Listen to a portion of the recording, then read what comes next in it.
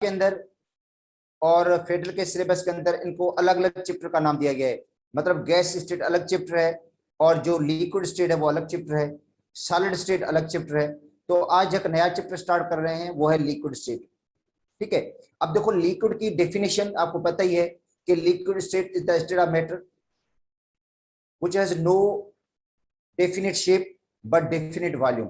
आपको पता है लिक्विड का कोई डेफिनेट शेप तो होता नहीं है, जिस बर्तन के अंदर डाल देंगे उसको उसकी शक्ल इख्तियार करता है वो, मगर पूरे बर्तन को भरेगा नहीं। वो गैस की तरह नहीं है वो, क्योंकि जब गैस को आप फिल करते हैं बेटा पूरे कंटेनर को ऑक्यूपाई करती है गैस, मगर लिक्विड को जहां तक आप फिल करेंगे उस जगह को ऑक्यूपाई करेगा, बाकी एरिया खाली होगा। सपोज करते हैं ये कंटेनर है बेटा, ये इसके अंदर आपने लिक्विड को फिल किया है, यहां तक लिक्विड फिल है, ये लिक्विड है यहां तक, तो इसका एरिया को फिल करेगा ये इस एरिया को फिल करेगा, पूरे कंटेनर को ऑक्यूपाई नहीं करेगा बेटा, पूरे कंटेनर को ऑक्यूपाई नहीं करता, क्योंकि इसका डेफिनेट वॉल्यूम होता है। लिक्विड का डेफिनेट वॉल्यूम है, पूरे कंटेनर को ऑक्यूपाई नहीं करेगा, जहां तक आप फिल करेंगे वहां तक, मतलब जितनी क्वांटिटी आप फिल करेंगे। गैस की तरह नहीं है, क्योंकि गैस तो पूरे कंटेनर को ऑक्यूपाई कर देती है, गैस के मॉलिक्यूल्स वाइडली सेपरेटेड होते हैं इसलिए। ठीक है, अब आते हैं लिक्विड की काइनेटिक थ्योरी। बेटा जैसे आपने गैस की काइनेटिक थ्योरी पढ़ी थी, ऐसे लिक्विड की काइनेटिक थ्योरी भी है।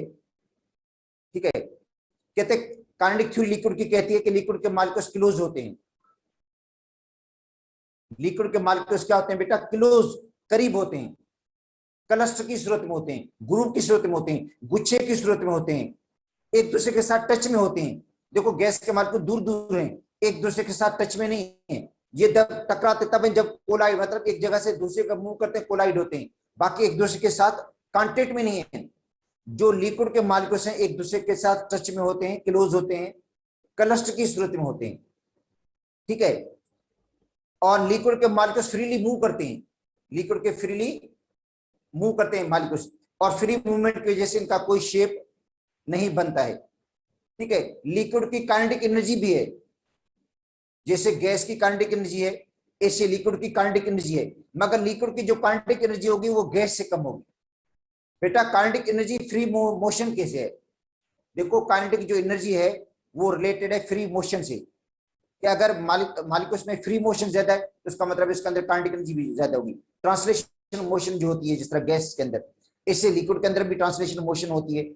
तो लिक्विड की और गैस की जो काइनेटिक एनर्जी है वो ट्रांसलेशन मोशन की वजह से पढ़ाया था आपको मैंने गैस स्टेट के अंदर। सॉलिड की जो काइनेटिक एनर्जी है वो वाइब्रेशनल मोशन की वजह से है, ये भी आप लोगों ने पढ़ा था गैस स्टेट के अंदर। तो बेटा ये पॉइंट्स आपको ध्यान में रखनी पड़ेंगी कि गैस की जो काइनेटिक एनर्जी है, सॉरी लिक्विड की जो काइनेटिक एनर्जी है वो गैस से कम होती है, क्योंकि लिक्विड की जो फ्री मोशन है वो कम है। ठीक है, जो लिक्विड के अंदर फ्री मोशन बेटा कम होती है, और लिक्विड के मॉलिक्यूल्स के दरमियान जो इंटरमॉलिक्यूलर स्पेस होता है बेटा, इंटरमॉलिक्यूलर स्पेस का मतलब है एक मॉलिक्यूल और दूसरे मॉलिक्यूल के दरमियान स्पेस, वो बहुत ही माइन्यूट होता है, निग्लिजिबल होता है, न होने के बराबर है। लिक्विड को आप इजीली कंप्रेस भी नहीं कर सकते हैं, तो लिक्विड की कंप्रेसिबिलिटी भी निग्लिजिबल होती है, न होने के बराबर है, लो कंप्रेसिबिलिटी है लिक्विड की।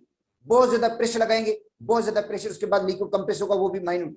मगर गैस की कंप्रेसिबिलिटी ज्यादा है। अगर सपोज कहते हैं गैस का बेटा, देखो गैस है उसका 1 एटमॉस्फेयर पे उसका वॉल्यूम है 100 cm3, 2 एटमॉस्फेयर पे 50% कम हो जाएगा।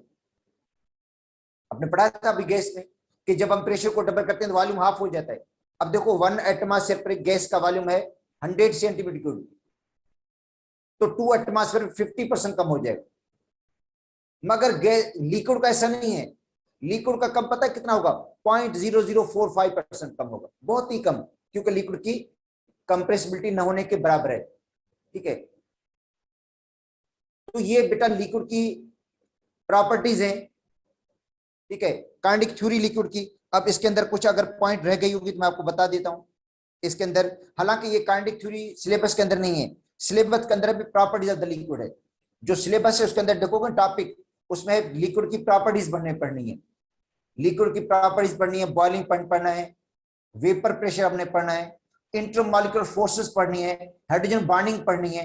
हालांकि हाइड्रोजन बॉन्डिंग हमारे पास जो है वो केमिकल बॉन्डिंग के साथ है, चौथे चैप्टर के अंदर है, ठीक है, मगर उन्होंने हाइड्रोजन बॉन्डिंग जो है वो अभी इसके अंदर सिलेबस के अंदर शामिल कर दिए। तो पहली पॉइंट देखो, आपके पास बुक होगा, बुक से मैं बता देता हूं आपको इनकी बेटा काइनेटिक थ्योरी, ताकि आपको लिक्विड को समझने में आसानी होगी। अगर हम काइनेटिक थ्योरी पढ़ लेंगे तो उसको लिक्विड को समझने में आसानी हो जाएगी। पहली बात कि liquid molecules, liquid made up molecules, liquid molecules के बने हुए हैं बेटा। लिक्विड जो है वो मॉलिक्यूल्स के बने हुए हैं और जो एक दूसरे के साथ टच में होते हैं, मतलब क्लोज होते हैं, क्लस्टर की सूरत में होते हैं, ग्रुप की सूरत में होते हैं, गुच्छे की सूरत में होते हैं। लिक्विड के मॉलिक्यूल्स करीब करीब होते हैं, लिक्विड के मॉलिक्यूल्स क्लोज होते हैं। सेकंड पॉइंट, सेकंड पॉइंट कहते हैं molecules within the liquid are in constant motion. कहते हैं लिक्विड के जो मॉलिक्यूल्स हैं उनमें कांस्टेंट मोशन होती है। जो लिक्विड के मॉलिक्यूल्स हैं वो कांस्टेंट मोशन से मूव करते हैं, मगर उनकी मोशन क्या होगी, गैस से कम होगी बेटा। लिक्विड की जो मोशन है वो गैस से कम होती है। दूसरी बात, जब लिक्विड के मॉलिक्यूल्स में मोशन है तो आपस में कोलाइड भी जल्दी होते हैं, वो क्लोज हैं, कोलियन ज्यादा होती है, और कोलियन क्या करते थे, मोशन को स्लो कर देती है बेटा। देखो लिक्विड के मॉलिक्यूल्स कांस्टेंटली मूव करते रहते हैं, कांस्टेंट मोशन है इनमें, मगर आपस में क्लोज भी तो है ना। और क्लोज होने से क्या होता है, उनमें कोलियन हो जाती है। कोलियन क्या कर देती है, उनके मोशन को स्लो कर देती है, ठीक है। क्लोज पैकिंग वजह से, क्लोज क्लोज है, करीब है, जिसकी वजह से इनकी जो मोशन है वो क्या हो जाती है बेटा, कम हो जाती है। Attractive force among the liquid molecules are so greater. जाहिर है फोर्स अट्रैक्शन लिक्विड में क्या होती है, ज्यादा होती है बेटा गैस के मुकाबले में। देखो गैस के मॉलिक्यूल्स में इंटरमॉलिक्यूलर फोर्सेस क्या होती हैं, बहुत वीक होती है, वन डर वाल्स फोर्स न होने के बराबर है। गैस के मॉलिक्यूल दूर दूर होते हैं, ठीक है, जबकि लिक्विड के मॉलिक्यूल्स में significant intermolecular force of attraction होती है। या तो हाइड्रोजन बॉन्डिंग होगी, वो भी अट्रैक्शन है, या डायपोल डायपोल फोर्सेस होगी, वो भी फोर्स ऑफ अट्रैक्शन है, ठीक है। इस तरह बहुत सारी और फोर्सेस हैं लिक्विड के दरमियान। लंडन डिस्पर्शन फोर्सेस भी होती है हाइड्रोकार्बन के दरमियान बेटा। हाइड्रोकार्बन के जो मतलब लिक्विड्स है ना, butane sorry pentane, hexane, heptane, octane, उनमें नॉन पोलर है, ये नॉन पोलर के दरमियान लंडन डिस्पर्शन फोर्सेस होती हैं। तो लिक्विड के मॉलिक्यूल्स के दरमियान इंटरमॉलिक्यूलर फोर्सेस हैं। इंटरमॉलिक्यूलर का मतलब है एक मॉलिक्यूल और दूसरे मॉलिक्यूल के दरमियान बेटा। एक होती है इंट्रामॉलिक्यूलर, इंट्रामॉलिक्यूलर का मतलब है विद इन मॉलिक्यूल, मगर यहां बात हो रही है इंटरमॉलिक्यूलर फोर्सेस का मतलब है एक मॉलिक्यूल और दूसरे मॉलिक्यूल के दरमियान फोर्स ऑफ अट्रैक्शन। के लिक्विड के जो एक मॉलिक्यूल और दूसरे मॉलिक्यूल के दरमियान फोर्स ऑफ अट्रैक्शन है वो सिग्निफिकेंट होती है, जो उनको क्लोज कर देती है, जो उनको करीब कर देती है। इंटरमॉलिक्यूलर फोर्सेस क्या करती है, लिक्विड को क्लोज कर देती है। और दूसरी बात यह कि लिक्विड की जितनी प्रॉपर्टीज हैं वो इंटरमॉलिक्यूलर फोर्सेस पे डिपेंड करती हैं बेटा। लिक्विड की जो प्रॉपर्टीज है ना वो डिपेंड किस पे करती हैं, लिक्विड के दरमियान जो इंटरमॉलिक्यूलर फोर्स ऑफ अट्रैक्शन है। देखो ये लिक्विड के मॉलिक्यूल्स हैं,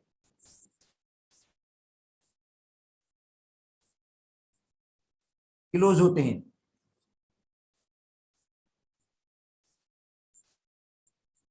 इनके दरमियान क्या होती है बेटा, इंटरमॉलिक्यूलर फोर्स ऑफ अट्रैक्शन। अब देखो ये मॉलिक्यूल है, इसको इधर भी अट्रैक्शन है, इधर भी अट्रैक्शन है, इधर भी अट्रैक्शन है, ऊपर भी अट्रैक्शन, इधर भी अट्रैक्शन।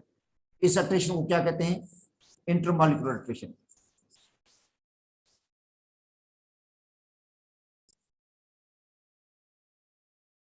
एक मॉलिक्यूल और दूसरे मॉलिक्यूल के दरमियान अट्रैक्शन,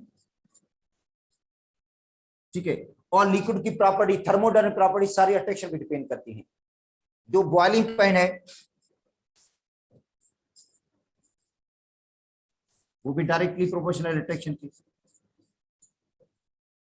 जितना ज्यादा अट्रैक्शन होगा उतना बॉइलिंग पॉइंट लिक्विड का ज्यादा होगा, क्योंकि आपने आगे तो पढ़ना यही प्रॉपर्टीज पढ़नी है। तो बेसिकली ये प्रॉपर्टी डिपेंड किस पे करती हैं बेटा, फोर्स ऑफ अट्रैक्शन पे डिपेंड करती हैं। जिस लिक्विड में जितनी ज्यादा फोर्स ऑफ अट्रैक्शन होगी उसका बॉइलिंग पॉइंट उतना ज्यादा है। इसका मतलब है बॉइलिंग पॉइंट जो है वो मेजर है किसका, फोर्स ऑफ अट्रैक्शन का। वहां से तो पता चलता है कि फोर्स अट्रैक्शन स्ट्रांग है वीक है। अच्छा, वेपर प्रेशर और सरफेस टेंशन,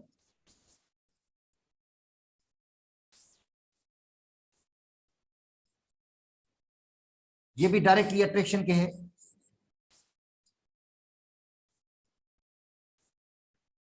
ठीक है बेटा। अट्रैक्शन के डायरेक्टली है। विस्कोसिटी,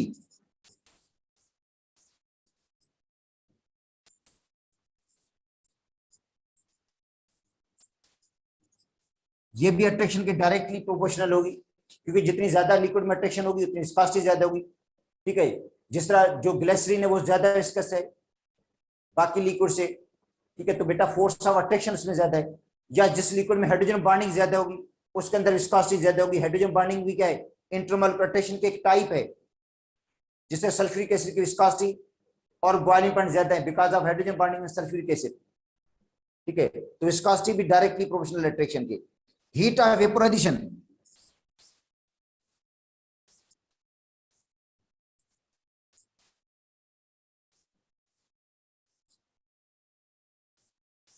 ये भी डायरेक्टली किसके है, अट्रैक्शन की। बेटा जितनी अट्रैक्शन स्ट्रांगर होगी तो उसकी हीट ऑफ वेपोराइजेशन भी ज्यादा होगी। हीट मतलब उसको वेपर्स में तब्दील करने के लिए ज्यादा हीट की जरूरत पड़ेगी, उसको इवापोरेट करने के लिए ज्यादा हीट की जरूरत पड़ेगी। तो हीट ऑफ वेपोराइजेशन भी अट्रैक्शन भी डिपेंड करती है। अच्छा, वेपर प्रेशर इनवर्सली प्रोपोर्शनल है।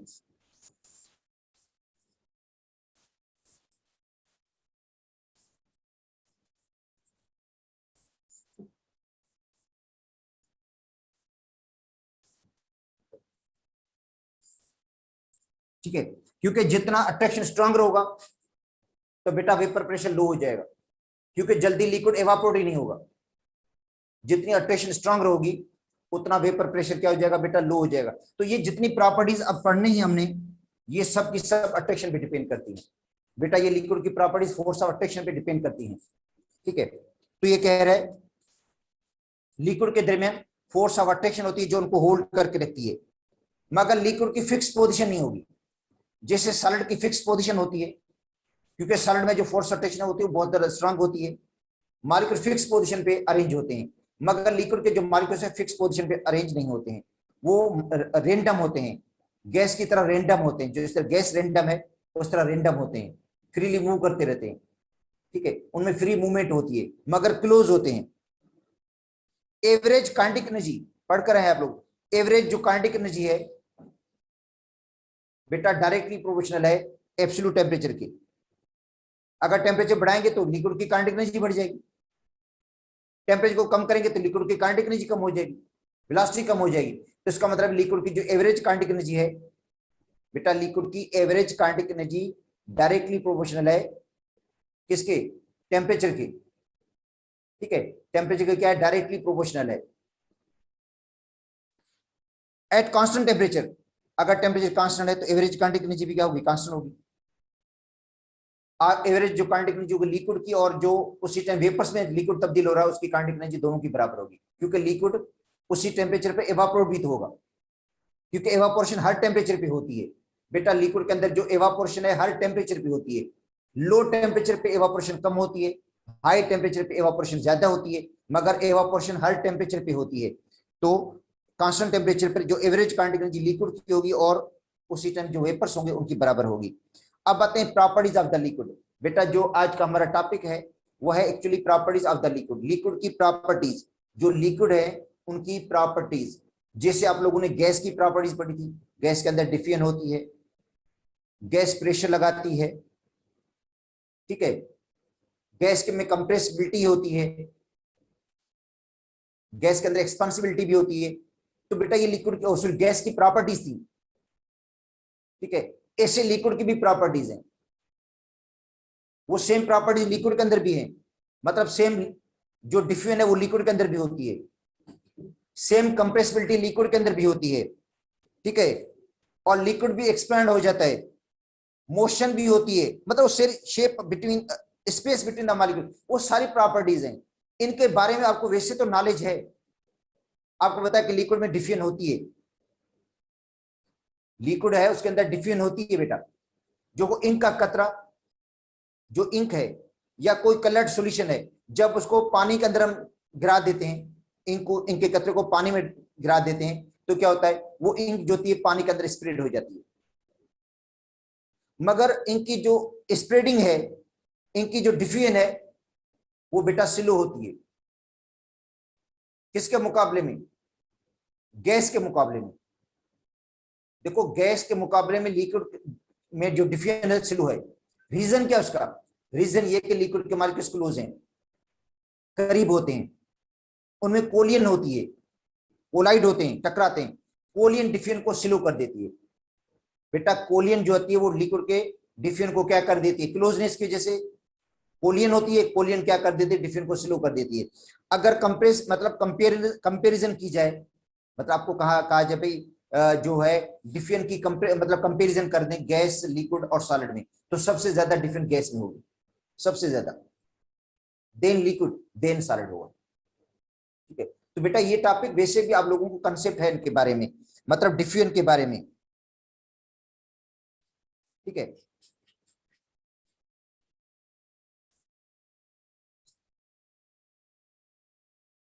तो डिफ्यूजन है क्या, मिक्सिंग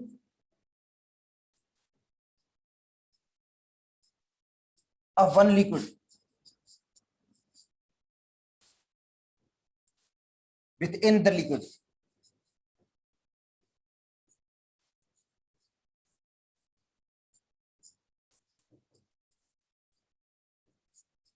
बेटा एक लिक्विड की दूसरे लिक्विड के साथ मिक्सिंग।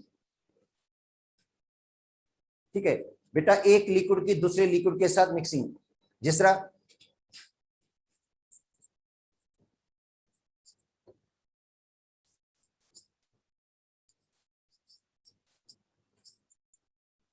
इंक है, इंक और पानी, या कोई कलर्ड सॉल्यूशन है प्लस पानी।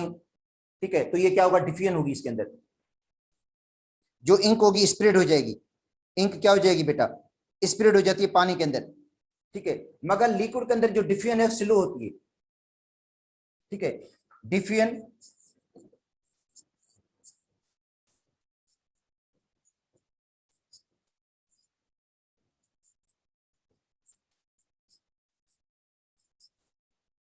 As compare to gas.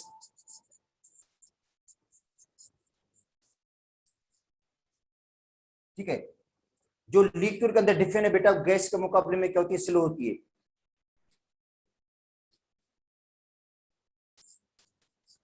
Due to closeness of molecules,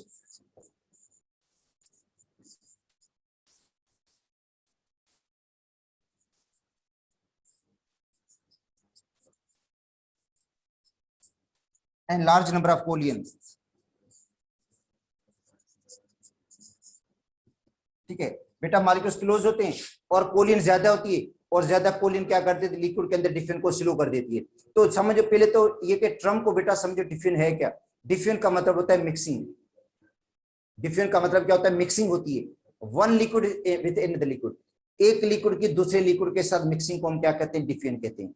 जब इंक का कतरा पानी में डालेंगे तो थोड़ी देर के बाद देखेंगे तो इंक जो है पूरे पानी के अंदर स्प्रेड हो जाएगी, तो ये क्या है, मिक्सिंग हुई है इंक की और पानी की।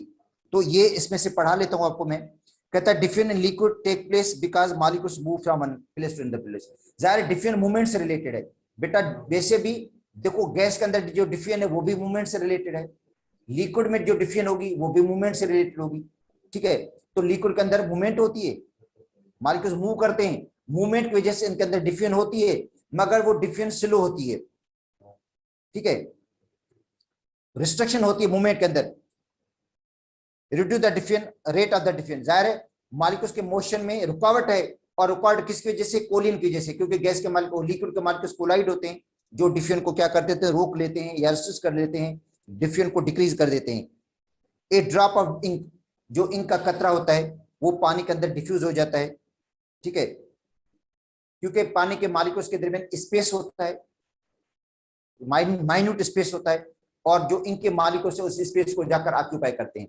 जिस तरह गैस के मॉलिक्यूल्स में तो वाइडली सेपरेटेड है, दूर दूर होते हैं, इंटरमॉलिक्यूलर स्पेस ज्यादा होते हैं, मगर लिक्विड के मॉलिक्यूल्स के दरमियान इतना इंटरमॉलिक्यूलर स्पेस नहीं होता। ठीक है, बहुत माइन्यूट इंटरमॉलिक्यूलर स्पेस होता है, तो इनके जो मॉलिक्यूल्स हैं वो इस स्पेस को जाकर ऑक्यूपाई करेंगे। ठीक है, मगर डिफरेंस स्लो होगी। अब आते हैं कंप्रेसिबिलिटी। ठीक है बेटा, सेकंड जो बात है वो है लिक्विड की कंप्रेसिबिलिटी, लिक्विड को कंप्रेस करना।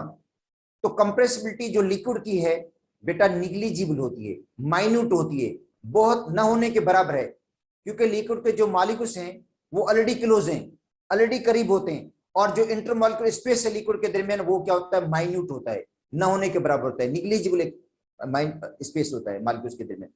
इसलिए ज्यादा प्रेशर लगाएंगे आप लोग ज्यादा प्रेशर के बाद उनकी कंप्रेसिबिलिटी होगी वो भी बहुत कम होगी।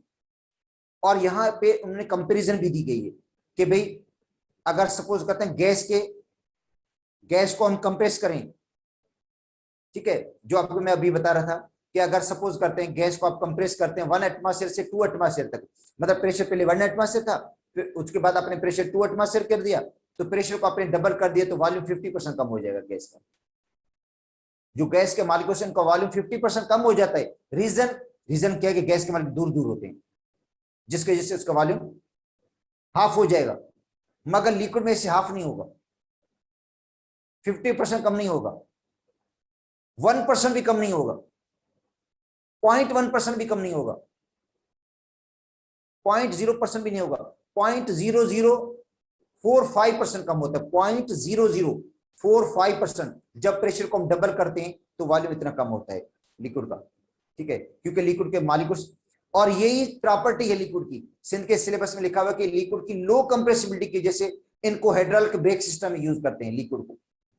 देखो इसमें तो नहीं लिखा हुआ है, मगर सिंध के सिलेबस में है कि लिक्विड को लो कंप्रेसिबिलिटी की वजह से हाइड्रोलिक ब्रेक सिस्टम जो होता है ना, उसमें लिक्विड को इस्तेमाल करते हैं। तो क्योंकि जैसे ब्रेक लगता है तो एक प्रेशर अप्लाई होता है, एक फोर्स लगती है, लिक्विड पे लगती है। लिक्विड खुद कंप्रेस नहीं होता, लिक्विड की लो कंप्रेसिबिलिटी है, इसलिए जितना भी आप प्रेशर अप्लाई करेंगे उस प्रेशर को वो क्या कर देता है, आगे ट्रांसमिट कर देता है, आगे की तरफ सेंड कर देता है, जिससे मैकेनिकल वर्क होता है, गाड़ी की मोशन रुक जाती है। इसलिए देखो गाड़ी का जो ब्रेक है उसके अंदर ऑयल पड़ता है, जिसको कहते हैं ब्रेक ऑयल। तो हाइड्रोलिक ब्रेक सिस्टम में लिक्विड को यूज किया जाता है, इसलिए कि लो कंप्रेसिबिलिटी की वजह से, कि उसकी कंप्रेसिबिलिटी लो है, लो कंप्रेसिबिलिटी की वजह से इसको हाइड्रोलिक ब्रेक सिस्टम में इस्तेमाल किया जाता है। तो अब देखो ये चीजें ऐसी हैं जो बिल्कुल ही आपके कंसेप्ट के हवाले से रिलेटेड है कि भाई गैस की कंप्रेसिबिलिटी ज्यादा है, क्योंकि गैस के मालिक्यूल्स जो गैस के मालिक्यूल्स हैं वाइडली सेपरेटेड है, दूर दूर होते हैं, और उनमें स्पेस बहुत ज्यादा होता है। और जब हम लिक्विड को कंप्रेस करने आते हैं, लिक्विड को कंप्रेस करते हैं, तो लिक्विड के मालिक्यूल्स के दरमियान इंटरमॉलिक्यूलर स्पेस लेस होता है, ना होने के बराबर है, माइन्यूट है, निग्लिजिबल है। इसलिए हमें ज्यादा प्रेशर लगाते हैं लिक्विड पर, और ज्यादा प्रेशर लगाने के बाद भी हमें इतना रिजल्ट नहीं मिलता, उतनी कंप्रेसिबिलिटी उनकी नहीं होगी जितनी गैस की होगी, ठीक है। तो बेटा ये प्रॉपर्टीज लिखवाने की अगर बोले तो मैं लिख दूं, नहीं तो ये बिल्कुल सिंपल बुक में लिखी हुई है, यहां से आप पढ़ लो। आपको मैंने बता दिया बातें समझने की, अगर उनको समझ जाते तो कोई मसला नहीं है। तो कंप्रेसिबिलिटी, और जाहिर है कंप्रेसिबिलिटी में असर किसका पड़ेगा बेटा, प्रेशर का पड़ेगा।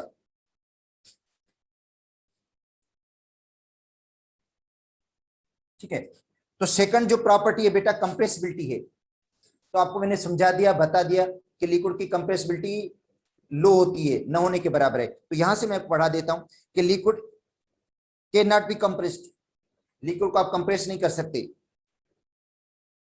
Significantly by increasing the pressure, pressure को इंक्रीज करके लिक्विड को आप सिग्निफिकेंटली मतलब ज्यादा हद तक आप कंप्रेस नहीं कर सकते हैं इसको।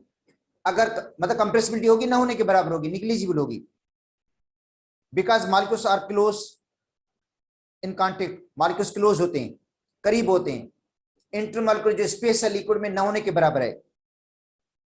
Increase of the pressure from 1 to 2 atmosphere, जो अभी मैं आपको बता रहा था 1 से 2 एटमॉस्फेयर प्रेशर बढ़ाएंगे तो क्या होगा, वॉल्यूम रिड्यूस कितना होगा 0.0045%, 0.0045%, जबकि गैस का क्या होगा 50%। गैस का वॉल्यूम 50% होता है ना, अभी पढ़कर आए थे हम, बॉयल्स लॉ के अंदर पढ़ाया था कि जब प्रेशर को हम डबल करते हैं तो वॉल्यूम हाफ हो जाता है, मतलब 50% कम हो गया वॉल्यूम। ठीक है, अब आते हैं एक्सपेंशन, कि लिक्विड को जब हम हीट देते हैं बेटा, लिक्विड को जब हम हीट देते हैं तो लिक्विड एक्सपांड हो जाता है हीट देने से।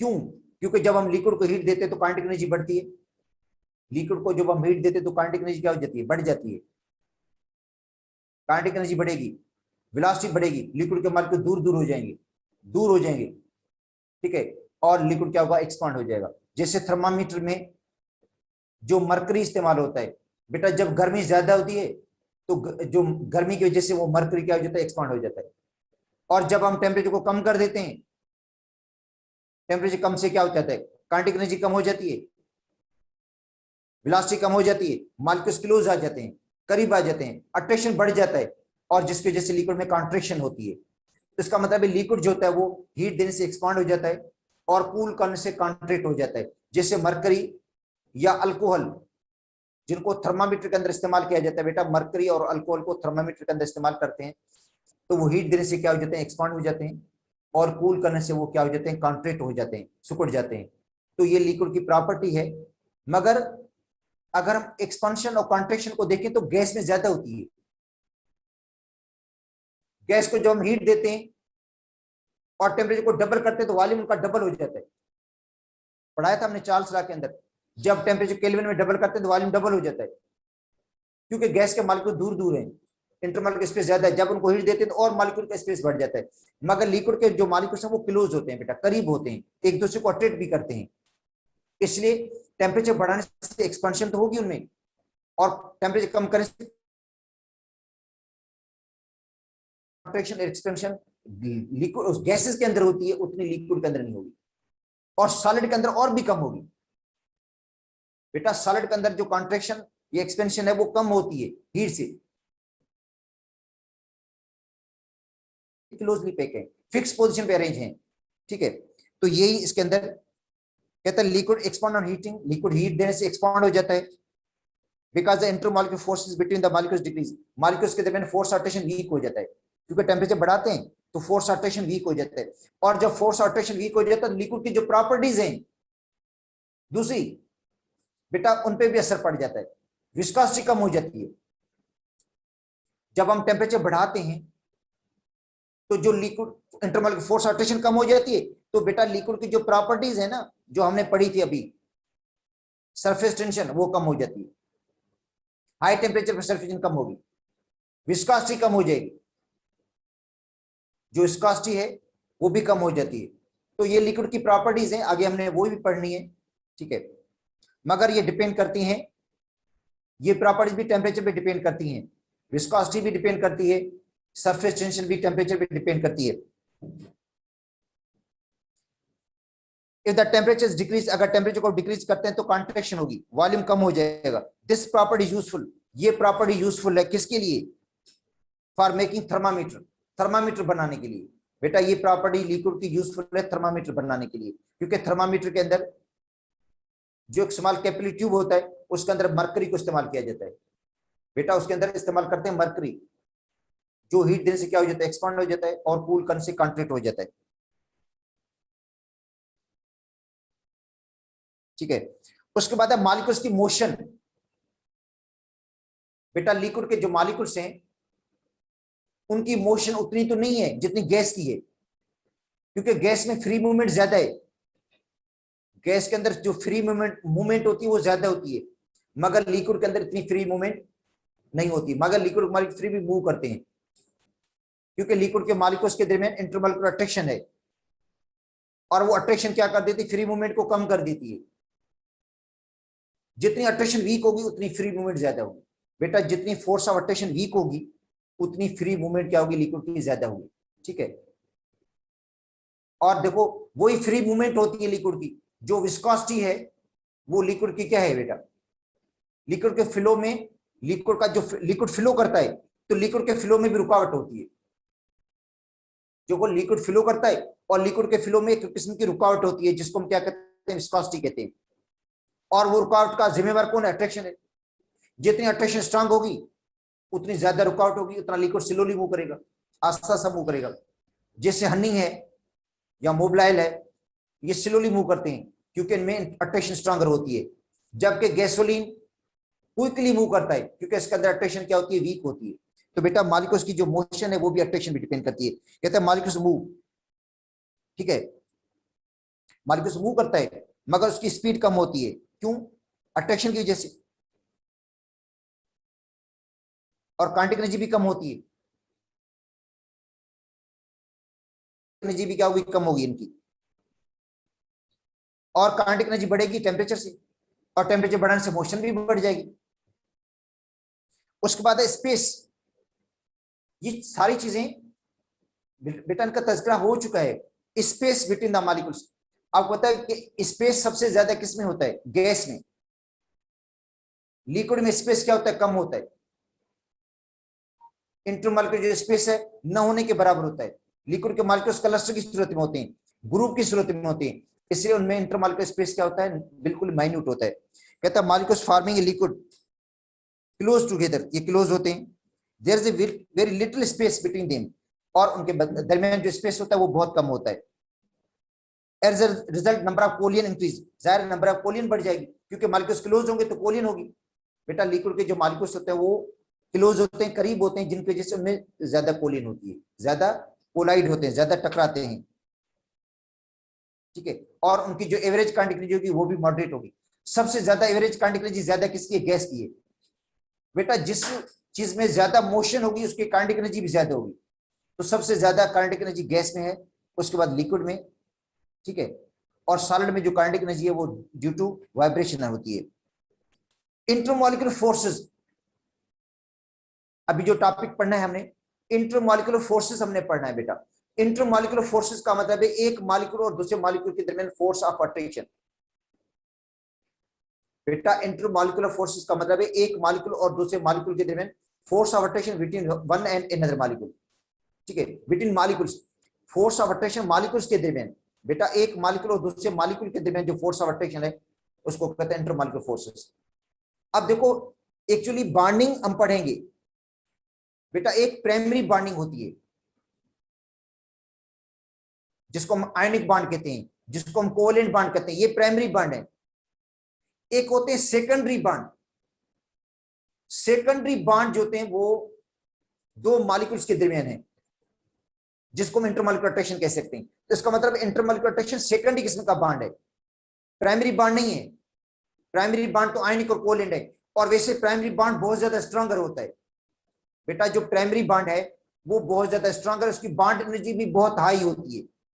अगर हम कोवेलेंट बॉन्ड की बॉन्ड एनर्जी निकालें तो नॉर्मल कोवेलेंट बॉन्ड जो तो सबसे वीक में वीक 150 किलो जूल है, और स्ट्रॉन्गर जो है 500 तक, मतलब 150 से लेकर 500 तक उसकी बॉन्ड एनर्जी है। मगर ये जो इंटरमॉलिक्यूलर फोर्सेस हैं इनमें सबसे स्ट्रॉन्गर हाइड्रोजन बॉन्डिंग है। बेटा इंटरमॉलिक्यूलर फोर्सेस में सबसे जो स्ट्रॉन्गर है वो हाइड्रोजन बॉन्डिंग है, ठीक है। और हाइड्रोजन की जो बॉन्ड एनर्जी है वो 20 से लेकर 40 किलो जूल तक है। हाइड्रोजन की जो बॉन्ड एनर्जी है बेटा 20 किलो जूल से लेकर 40 किलो जूल तक है, 20 किलो जूल से लेकर 40 किलो जूल तक है। और बाकी जो वन डायमेंशनल फोर्सेस हैं उनकी बॉन्ड एनर्जी तकरीबन 8 किलो जूल या राउंड अबाउट इसके बराबर होती है। बेटा 8 या 9 या इतनी मतलब किलो जूल होती है, मतलब हाइड्रोजन बॉन्ड से कम होते हैं। अगर आपको कहा जाए भाई इनकी जो है आप तरतीब दें इनकी, तो सबसे ज्यादा आयनिक बॉन्ड होगा, आयनिक के बाद कोऑर्डिनेट कोवेलेंट बॉन्ड का तो वो को आयनिक है, कोवेलेंट भी है, उसके अंदर आयनिक भी है, उसके बाद कोवेलेंट बॉन्ड है, ठीक है, उसके बाद मेटेलिक बॉन्ड है, उसके बाद बाकी बॉन्ड्स आ जाते हैं, हाइड्रोजन बॉन्ड आ जाता है, हाइड्रोजन बॉन्ड के बाद one dimensional force of attraction आ जाती है। तो लिक्विड के मॉलिक्यूल्स के दरमियान बेटा फोर्स ऑफ अट्रैक्शन होती है, जिसको आप कह सकते हैं इंटरमॉलिक्यूलर फोर्स ऑफ अट्रैक्शन या one dimensional force of attraction भी कह सकते हो। लिक्विड के दरमियान जो मॉलिक्यूल्स के दरमियान फोर्स ऑफ अट्रैक्शन है। और लिक्विड की जो प्रॉपर्टीज हैं थर्मोडायनामिक प्रॉपर्टीज, वो डिपेंड अट्रैक्शन भी करती है, मतलब मेल्टिंग बॉइलिंग पॉइंट भी अट्रैक्शन पे डिपेंड करता है, विस्कोसिटी भी इसकी डिपेंड करती है अट्रैक्शन पे, उसका जो सरफेस टेंशन है वो भी अट्रैक्शन पे डिपेंड करता है, उसका जो वेपर प्रेशर है वो भी अट्रैक्शन पे डिपेंड करता है, हीट ऑफ वेपोराइजेशन जो होती है वेपर्स में तब्दील करना वो भी अट्रैक्शन पे डिपेंड करती है। अगर अट्रैक्शन स्ट्रॉन्गर होगी तो उसकी हीट ऑफ वेपोराइजेशन क्या होगी, ज्यादा होगी। शायद क्वेश्चन भी आया था आपका इसके अंदर, हीट ऑफ वेपोराइजेशन का क्वेश्चन भी है कि किसकी शायद हीट ऑफ वेपोराइजेशन ज्यादा तब पूछा गया था या कम पूछा गया था। तो वो बेटा आपको लिक्विड को अट्रैक्शन से पता चलेगा कि भाई कि किसकी हीट ऑफ वेपोराइजेशन ज्यादा होगी, किसकी कम होगी, ठीक है। या हीट ऑफ वेपोराइजेशन का बॉइलिंग पॉइंट से भी अंदाजा कर सकते हो, तो जिसका बॉइलिंग पॉइंट ज्यादा होगा उसकी हीट ऑफ वेपोराइजेशन ज्यादा होगी, क्योंकि उसमें अट्रैक्शन स्ट्रांग है, ठीक है। उसको वेपोराइज करने के लिए ज्यादा हीट की जरूरत पड़ती है। अच्छा, जो ऑर्गेनिक लिक्विड से आप पढ़े, आप ऑर्गेनिक केमिस्ट्री पढ़कर आए हो, उसमें एसीटोन का बॉइलिंग पॉइंट याद होगा आपको 56 है, मिथाइल अल्कोहल का 64 है, इथाइल अल्कोहल का 78 है, डाइथाइल ईथर का 35 या 36 है। इसका मतलब हीट ऑफ वेपोरेशन किसकी कम होगी, अगर ये 4 दिए जाए आपको या 5 दिए जाए तो डाइथाइल ईथर की कम होगी। अगर उसके साथ वाटर दिया जाए तो वाटर की हीट ऑफ वेपोरेशन ज्यादा होगी, वाटर का बॉइलिंग पॉइंट 100 है, इनमें से ज्यादा है सबसे, ठीक है। तो ये बेटा सारी लिक्विड की प्रॉपर्टीज हैं, ये डिपेंड करती हैं इंटरमॉलिक्यूलर अट्रैक्शन पे, एक मॉलिक्यूल और दूसरे के मॉलिक्यूल के दरमियान अट्रैक्शन, ठीक है। तो ये अच्छा, उसके बाद अब आते हैं इंटरमॉलिक्यूलर फोर्सेस पे। बेटा इंटरमॉलिक्यूलर फोर्सेस, अब देखो इंटरमॉलिक्यूलर फोर्सेस का मतलब है एक मॉलिक्यूल और दूसरे मॉलिक्यूल के दरमियान फोर्स ऑफ अट्रैक्शन, क्योंकि ये लिक्विड की प्रॉपर्टी डिपेंड इंटरमॉलिक्यूलर फोर्सेस पे करती हैं। जो आगे हमने पढ़ना है बॉइलिंग पॉइंट पढ़ना है, जो आगे हमने पढ़ना है वेपर प्रेशर, आगे सपोज करते हैं, और विस्कोसिटी सरफेस शायद इसके अंदर नहीं है सिलेबस के अंदर, मगर थोड़ा ब्रीफली इनको भी पढ़ लेंगे हम। मगर ये सारी लिक्विड की प्रॉपर्टीज डिपेंड करती हैं फोर्स ऑफ अट्रैक्शन पे, इंटरमॉलिक्यूलर फोर्स पे। इंटरमॉलिक्यूलर का मतलब है एक मॉलिक्यूल और दूसरे मॉलिक्यूल के दरमियान फोर्स ऑफ अट्रैक्शन। बेटा देखो इंटरमॉलिक्यूलर का मतलब है एक मॉलिक्यूल और दूसरे मॉलिक्यूल के दरमियान, इंट्रामॉलिक्यूलर का मतलब विद इन मॉलिक्यूल, मॉलिक्यूल के अंदर, ठीक है। क्योंकि हम अगर हम हाइड्रोजन बॉन्ड पढ़ेंगे ना, तो हाइड्रोजन बॉन्ड इंटरमॉलिक्यूलर फोर्स भी है, एक मॉलिक्यूल दूसरे मॉलिक्यूल के दरमियान हाइड्रोजन बॉन्ड भी बनता है, और विद इन मॉलिक्यूल भी हाइड्रोजन बॉन्ड बनता है, मॉलिक्यूल के अंदर भी हाइड्रोजन बॉन्ड बनता है। कुछ कंपाउंड ऐसे ऑर्गेनिक कंपाउंड है, जिस तरह 2 नाइट्रोफिनोल है, 2 नाइट्रोफिनोल के अंदर विद इन मॉलिक्यूल भी हाइड्रोजन बॉन्ड बन जाता है, जिसको कहते हैं इंट्रामॉलिक्यूलर हाइड्रोजन बॉन्ड, ठीक है। तो आज जो हमने पढ़ना है वो है बेटा इंटरमॉलिक्यूलर फोर्सेस। अच्छा, इसके अंदर एक काइनेटिक थ्योरी भी है, चलो वो भी मैं पढ़ा लेता हूं। अभी पढ़ा था हमने काइनेटिक थ्योरी के बारे में। बेटा लिक्विड की जो काइनेटिक थ्योरी है वो उसकी रिलेटेड है ट्रांसलेशन मोशन से, क्योंकि लिक्विड में और गैस में जो काइनेटिक एनर्जी है वो ट्रांसलेशन मोशन से ही मेजर होती है। तो लिक्विड के अंदर ट्रांसलेशन मोशन क्या होती है? कम होती है, किसके मुकाबले में? गैस के मुकाबले में। इसलिए लिक्विड की जो ट्रांसलेशन वो अपने काइनेटिक एनर्जी होगी वो भी क्या होगी? कम होगी। बेटा लिक्विड की जो काइनेटिक एनर्जी है वो भी क्या है? कम है। एक्चुअली काइनेटिक एनर्जी तो मोशन से रिलेटेड है बेटा। अब देखो किसके अंदर ज्यादा मोशन है, हम कहेंगे उसके अंदर काइनेटिक एनर्जी ज्यादा है। सबसे ज्यादा काइनेटिक एनर्जी गैस में ज्यादा है, उसके बाद लिक्विड, उसके बाद सॉलिड, ठीक है। According to kinetic molecular theory, molecules due to strong intermolecular forces, कहते हैं मॉलिक्यूल्स के दरमियान स्ट्रांग इंटरमॉलिक्यूलर फोर्सेस होती हैं, है मिनिमम मूवमेंट, और मिनिमम मूवमेंट होती है, और मिनिमम कोलियन भी कम होती है, ठीक है। Let's consider the example of water.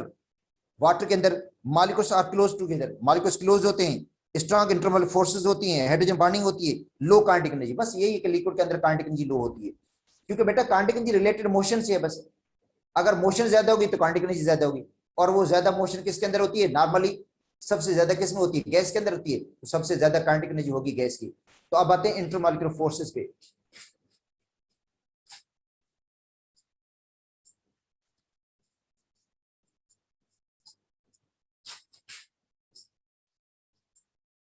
बेटा इंटरमॉलिक्यूलर का मतलब है एक मॉलिक्यूल और दूसरे मॉलिक्यूल के दरमियान फोर्स ऑफ अट्रैक्शन।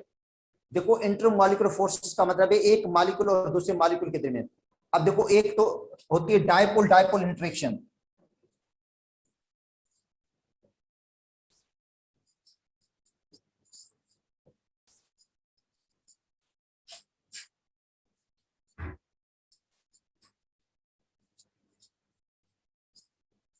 बेटा ये होती है पोलर मॉलिक्यूल्स में। देखो डायपोल डायपोल जो इंटरेक्शन होगी ना, वो पोलर मॉलिक्यूल्स के दरमियान होती है। जो मॉलिक्यूल्स पोलर होते हैं ना, उनमें एक मॉलिक्यूल का पॉजिटिव पोल दूसरे मॉलिक्यूल के नेगेटिव पोल को अट्रैक्ट करता है, उस फोर्स ऑफ अट्रैक्शन को कहते हैं dipole dipole interaction.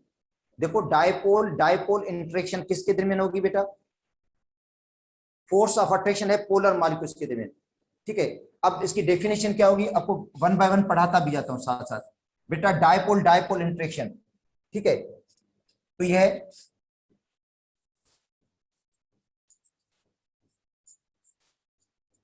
Force of attraction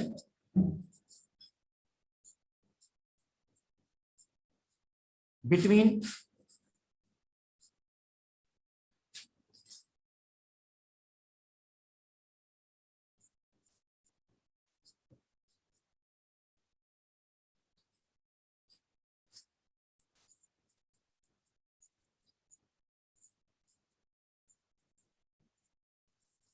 ठीक है positive pole of one molecule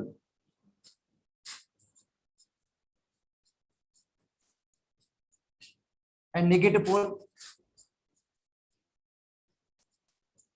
of other molecule.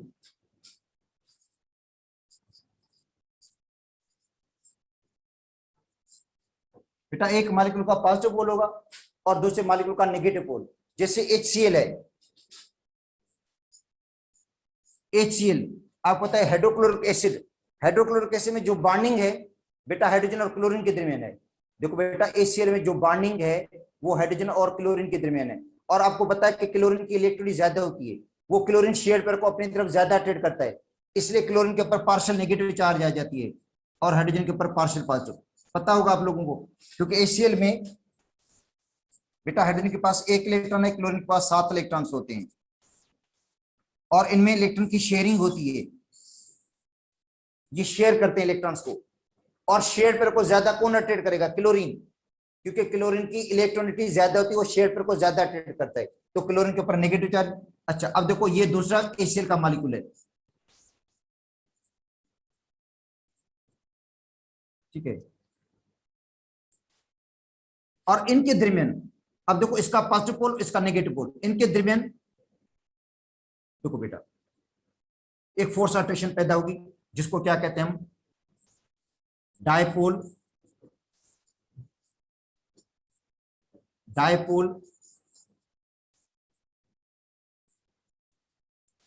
Interaction. क्या कहेंगे बेटा? डायपोल इंटरेक्शन होती है, मतलब एक मॉलिक्यूल का पॉजिटिव पोल दूसरे का नेगेटिव पोल। या मिथाइल क्लोराइड में देख लो,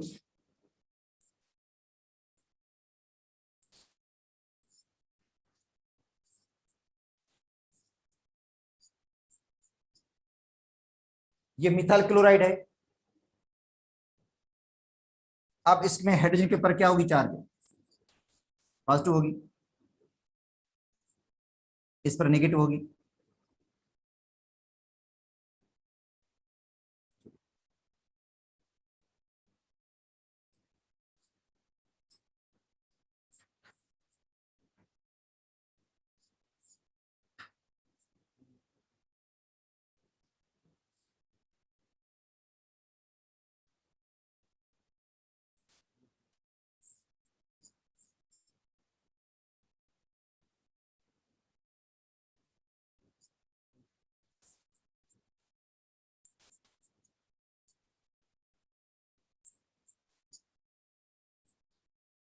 तो इनके दरमियान भी बेटा अट्रैक्शन पैदा हो जाती है, एक मॉलिक्यूल का पॉजिटिव पोल दूसरे का नेगेटिव पोल।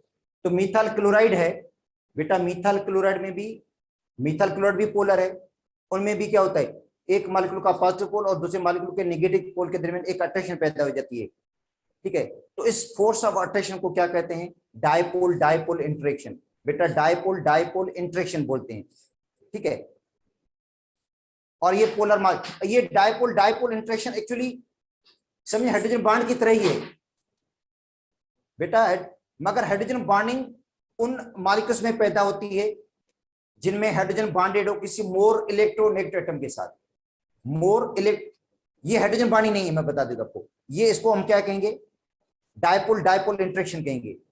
हाइड्रोजन बॉन्डिंग भी एक्चुअली फोर्स ऑफ अट्रैक्शन ही है, मगर हाइड्रोजन बॉन्डिंग उन मॉलिक्यूल्स में होती है जिसमें हाइड्रोजन बॉन्डेड हो मोर इलेक्ट्रोनेगेटिव एटम के साथ, जैसे ऑक्सीजन के साथ, फ्लोरीन के साथ या नाइट्रोजन के साथ, ठीक है। तो यह डायपोल इंटरेक्शन कि बेटा एक मॉलिक्यूल का पॉजिटिव पोल दूसरे मॉलिक्यूल के नेगेटिव पोल के दरमियान। अब आते हैं आयन डायपोल। बेटा आयन और डायपोल, आयन डायपोल फोर्सेस।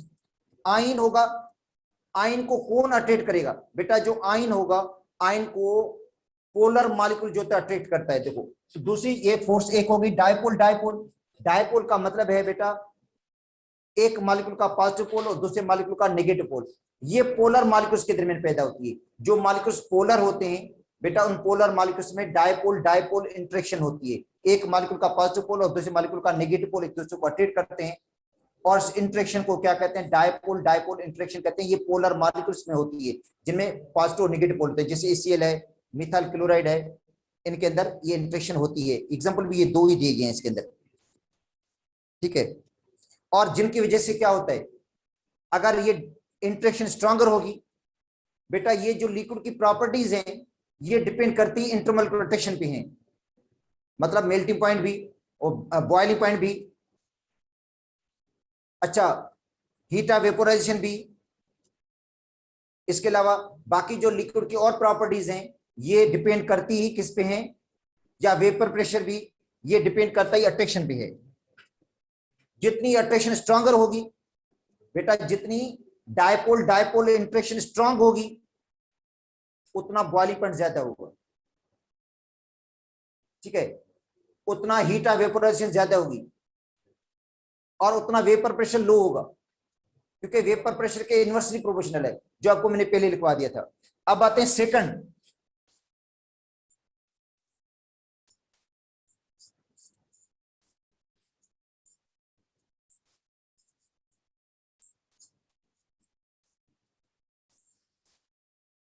बेटा आयन डायपोल फोर्सेस। इसका मतलब है जो आयन होगा, बेटा आयन होगा वो किसको अट्रैक्ट करेगा, पोलर मॉलिक्यूल। आयन और पोलर मॉलिक्यूल के दरमियान इंटरेक्शन होगी, जो आयन्स हैं और पोलर मॉलिक्यूल के दरमियान बेटा इंटरेक्शन होती है, जैसे NaCl है,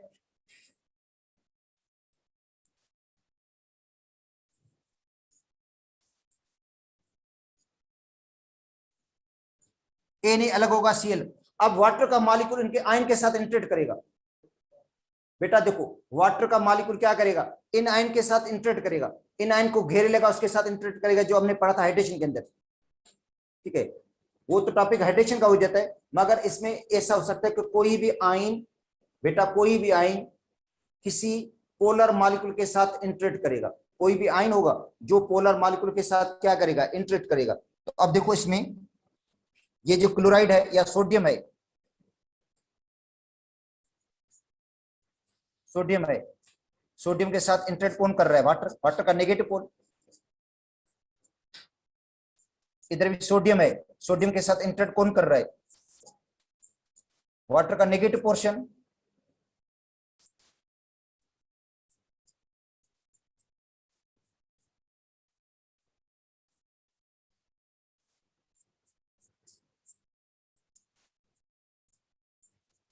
तो बेटा पॉजिटिव आयन के साथ कौन इंटरेक्ट कर रहा है, वाटर का नेगेटिव पोर्शन। तो ये इंटरेक्शन होगी आयन, अच्छा इस तरह नेगेटिव आयन, ये जो नेगेटिव आयन होगा इसके साथ वाटर का पॉजिटिव पोर्शन इंटरेक्ट करेगा।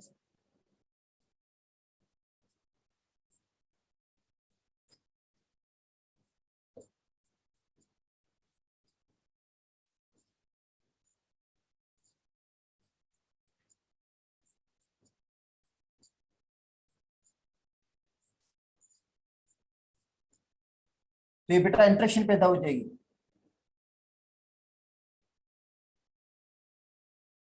देखो आयन, बेटा इंटरेक्शन किसके दरमियान है, आयन है और पोलर मॉलिक्यूल के दरमियान। तो इस फोर्स ऑफ अट्रैक्शन को क्या कहेंगे हम, बेटा इस तरह की इंटरेक्शन को कहेंगे आयन डायपोल फोर्सेस, ठीक है बेटा, आयन और डायपोल फोर्सेस, मतलब आयन और दूसरा किसके दरमियान है बेटा, डायपोलर फोर्सेस के दरमियान, मतलब आयन और के साथ वाटर अटैक करेगा, या आयन के साथ ACl भी इंटरेक्शन कर सकता है, या आयन के साथ कोई और पोलर मॉलिक्यूल्स इंटरेक्ट कर सकता है। मतलब आयन और पोलर मॉलिक्यूल्स के दरमियान जो इंटरेक्शन होगी इसको कहते हैं आयन पोलर, ठीक है, इंटरेक्शन, आयन डायपोल इंटरेक्शन। अब आते हैं इसके बाद जो अट्रैक्शन है वो बेटा डायपोल इंड्यूस डायपोल, मतलब एक मॉलिक्यूल पोलर होगा, बेटा एक मॉलिक्यूल पोलर होगा और दूसरा मॉलिक्यूल नॉन पोलर होगा। मतलब एक मॉलिक्यूल पोलर है, उनमें तो पोल्स हैं, मगर वो जो पोलर मॉलिक्यूल्स है वो नॉन पोलर के अंदर पोलरिटी को इंड्यूस कर देता है।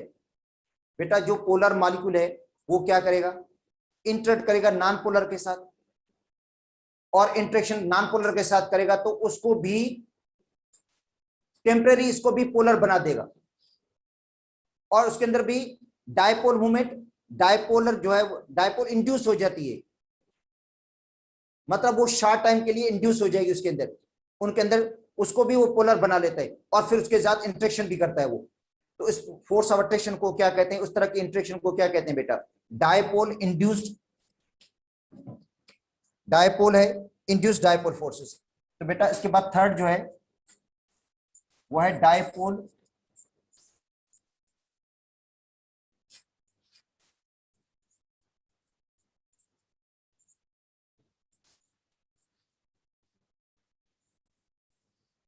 इंड्यूस्ड डायपोल, ठीक है, मतलब डायपोलर है, एक डायपोलर मॉलिक्यूल है जो क्या कर देता है, पोलैरिटी को इंड्यूस कर देता है। किसके अंदर? नॉन पोलर के अंदर। देखो नॉन पोलर के अंदर पोलैरिटी को इंड्यूस कर देता है, उसके साथ इंटरेक्ट करता है। ठीक है, अगर सपोज करते हैं, देखो एक पोलर मॉलिक्यूल है जिसके HCl है, इसके ऊपर नेगेटिव चार्ज है, इसके ऊपर पॉजिटिव चार्ज है।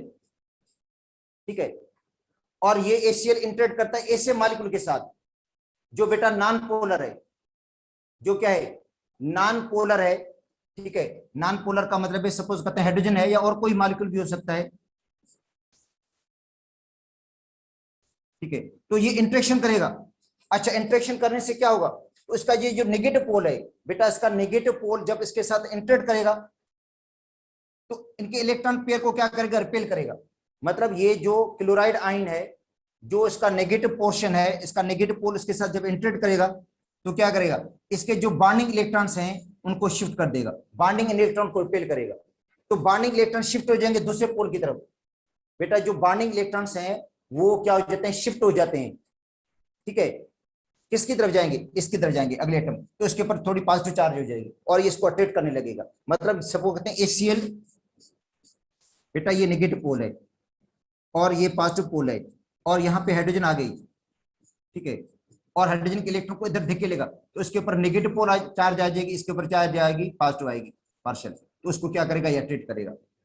मतलब नॉन पोलर जो मॉलिक्यूल होगा बेटा, नॉन पोलर मॉलिक्यूल जिस तरह H2O2 Cl2 Br2 या और जो नॉन पोलर मॉलिक्यूल्स हैं उनके अंदर एक किस्म की पोलैरिटी इंड्यूस हो जाती है, उनको भी ये पोलर बना लेता है। किसकी वजह से, इंटरेक्शन की वजह से, क्योंकि इसके ऊपर जो नेगेटिव चार्ज है, जो नेगेटिव चार्ज है वो नेगेटिव चार्ज क्या करेगी, इसके इलेक्ट्रॉन्स को रिपेल करेगी, इसके इलेक्ट्रॉन्स को क्या करेगी, रिपेल करेगी। और रिपेलेशन से क्या हो जाएगा, जो इलेक्ट्रॉन्स होंगे वो शिफ्ट हो जाएंगे दूसरे पोल की तरफ, दूसरे एटम की तरफ। ठीक है, तो एक एटम के ऊपर पार्शियल नेगेटिव चार्ज आएगी थोड़ी सी, और दूसरे एटम के ऊपर पार्शियल पॉजिटिव आएगी, तो उनके दरमियान क्या होगा, एक इंटरेक्शन पैदा हो जाती है। किस्म क्या, एक टेम्परेरी पोलर बन जाता है। बेटा हाइड्रोजन भी क्या बन गया, एक टेम्परेरी पोलर बन गया, या दूसरे जो मॉलिक्यूल्स होंगे जो नॉन पोलर होंगे वो भी टेम्परेरी वो पोलर बन जाते हैं, और उनके दरमियान क्या होगी, एक किस्म की इंटरेक्शन पैदा हो जाती है। तो उसको क्या कहेंगे हम, डायपोल इंड्यूस्ड डायपोल। का मतलब है एक पोलर मॉलिक्यूल, बेटा एक पोलर मॉलिक्यूल है जो नॉन पोलर के अंदर पोलैरिटी को इंड्यूस कर देता है। किसकी वजह से, नेगेटिव पोल की वजह से। क्योंकि जो पोलर मॉलिक्यूल का नेगेटिव पोल है बेटा, पोलर मॉलिक्यूल का जो नेगेटिव पोल है जब वो इंटरेक्ट करेगा किसके साथ, नॉन पोलर के साथ, तो उनकी जो इलेक्ट्रॉन डेंसिटी को शिफ्ट कर देगा, उसकी इलेक्ट्रॉन डेंसिटी क्या हो जाएगी, शिफ्ट हो जाएगी। ठीक है, एक साइड पे शिफ्ट हो जाएगी, तो एक पॉजिटिव पोल बन जाएगा टेम्परेरी, एक बनेगा नेगेटिव पोल। ठीक है, तो फिर क्या करेगा, इसका नेगेटिव पोल क्या करेगा, दूसरे मॉलिक्यूल को पॉजिटिव पोल को अट्रैक्ट करेगा। ठीक है, तो बेटा ये किस्म की वीक फोर्सेस होती हैं, ये क्या है, एक वीक फोर्सेस होती हैं।